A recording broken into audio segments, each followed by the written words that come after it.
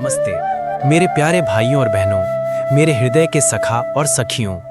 आज का ये पल कितना सुंदर है, कितना पवित्र है, क्योंकि आज हम एक ऐसी यात्रा पर निकलने जा रहे हैं जो आपके मन को शांति देगी, आपके हृदय को प्रेम से भर देगी और आपकी आत्मा को अनंत प्रेरणा से जगा देगी। मैं आपका स्वागत करता हूँ एक ऐसे संसार में जहाँ हर शब्द मधुर है, हर भाव प्रेममय है और हर विचार श्री कृष्ण की अमृत वाणी से प्रेरित है। जैसे सुबह की पहली किरण आपके चेहरे को छूकर आपको जगाती है, वैसे ही श्री कृष्ण की वाणी आपके हृदय को छूकर आपको आपके असली स्वरूप की ओर ले जाएगी। तो आइए अपने मन के द्वार खोलें, अपने दिल को प्रेम से सजाएं और इस पवित्र यात्रा में शामिल हों। ये वाणी ऐसी है जो कानों में मिश्री घोल देती है, जो आत्मा को आलोकित करती है और जो जीवन को एक नया अर्थ देती है। मेरे प्रिय मित्रों, मेरे साथ इस पल को जिए, इस प्रेम को महसूस करें और श्री कृष्ण की उस अमृतमय वाणी को सुने जो हमें हमारी सच्ची पहचान बताएगी, हमें प्रेरणा देगी और हमें प्रेम के रास्ते पर चलना सिखाएगी। जय श्री कृष्णा। श्री कृष्ण, ये नाम सुनते ही मन में एक अनोखी मिठास, एक अनदेखा आनंद और एक असीम शांति का संचार होता है। वे केवल भगवान नहीं हैं, वे हमारे सखा हैं, हमारे गुरु हैं, हमारे मार्गदर्शक हैं। उनकी हर लीला, उनकी हर मुस्कान, उनकी हर बात हमें जीवन का गहरा अर्थ सिखाती है। चाहे वो गोपियों के साथ रासलीला हो, माता यशोदा के साथ उनका बाल्य स्नेह हो या कुरुक्षेत्र में अर्जुन को दिया गया गीता का उपदेश, श्री कृष्ण का हर रूप हमें प्रेरणा देता है।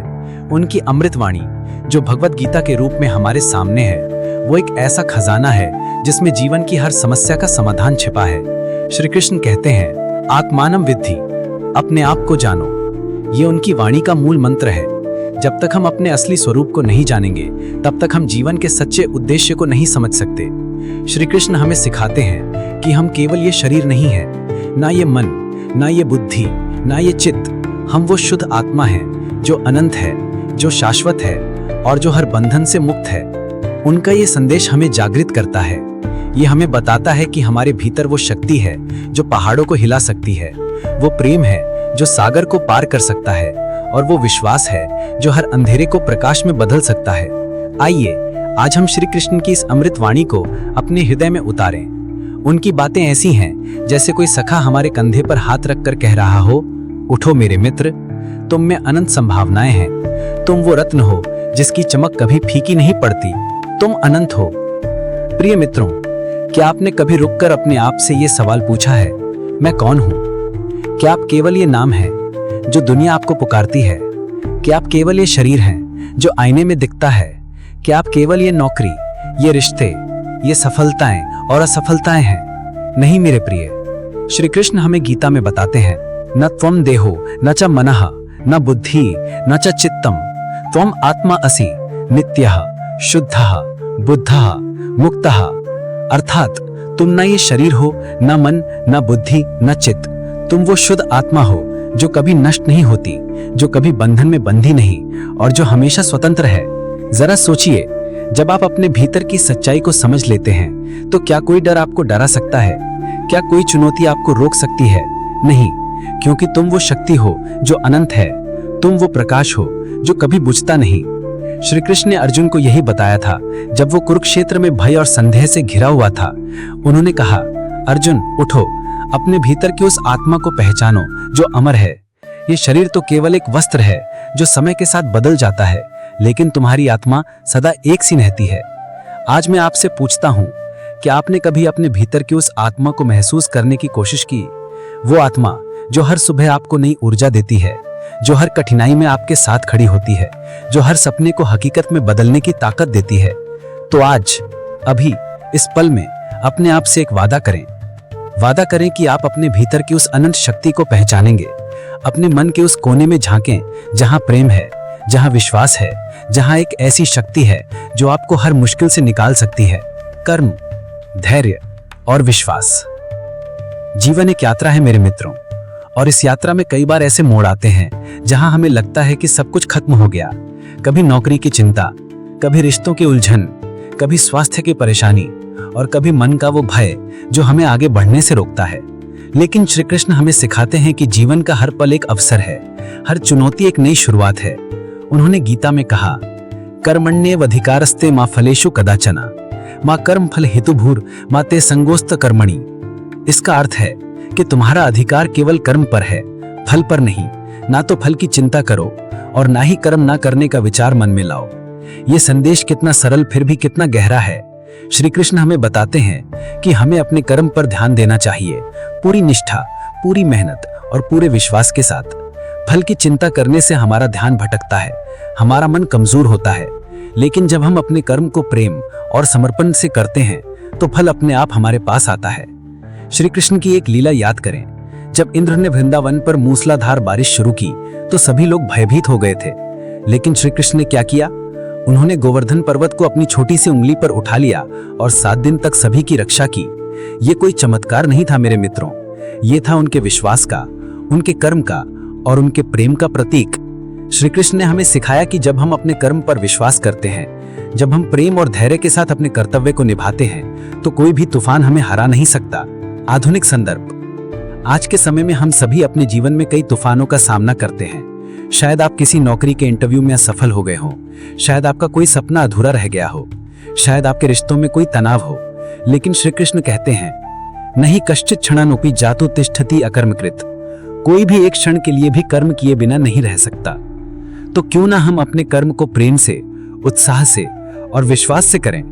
जब आप अगली बार किसी चुनौती का सामना करें तो अपने आप से कहें, मैं श्री कृष्ण का सखा हूं, मेरे भीतर उनकी शक्ति है, मैं हर मुश्किल को पार कर सकता हूं।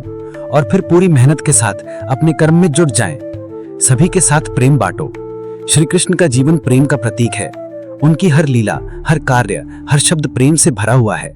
चाहे वो गोपियों के साथ रास लीला हो, जहां उन्होंने हर गोपी के साथ नृत्य किया और हर एक को ये महसूस कराया कि वो उनके सबसे करीब है।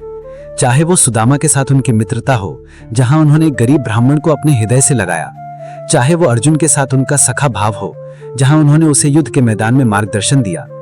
श्री कृष्ण कहते हैं, सर्वम विश्वेन सनदति। ये विश्व प्रेम से ही संचालित होता है। प्रेम वो शक्ति है जो दिलों को जोड़ती है।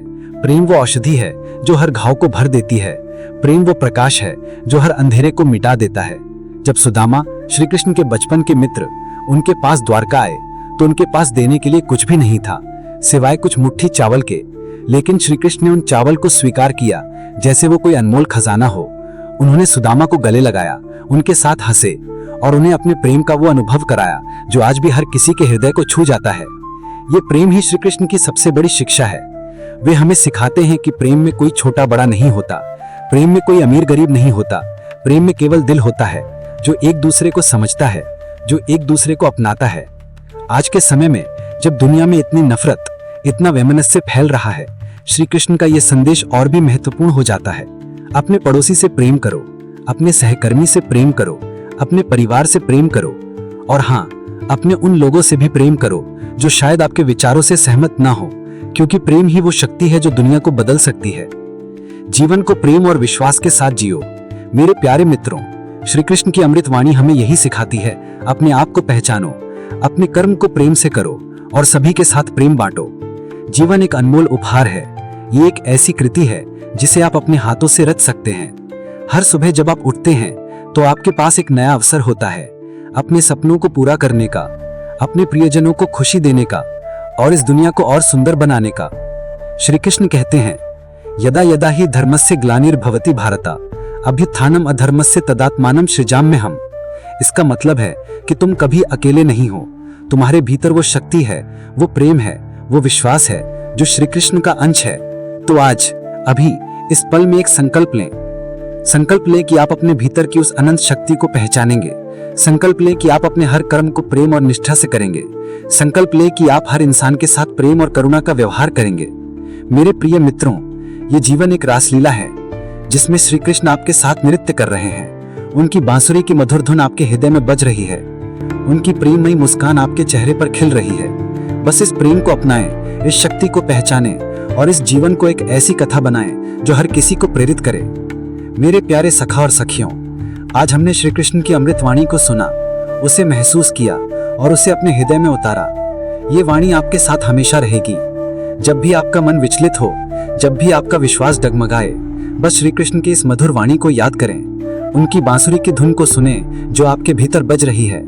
जय श्री कृष्णा। आपका ये दिन, ये जीवन और ये यात्रा प्रेम, शांति और आनंद से भरी हो। फिर मिलेंगे एक नई प्रेरणा, एक नई ऊर्जा और एक नई कहानी के साथ। नमस्ते।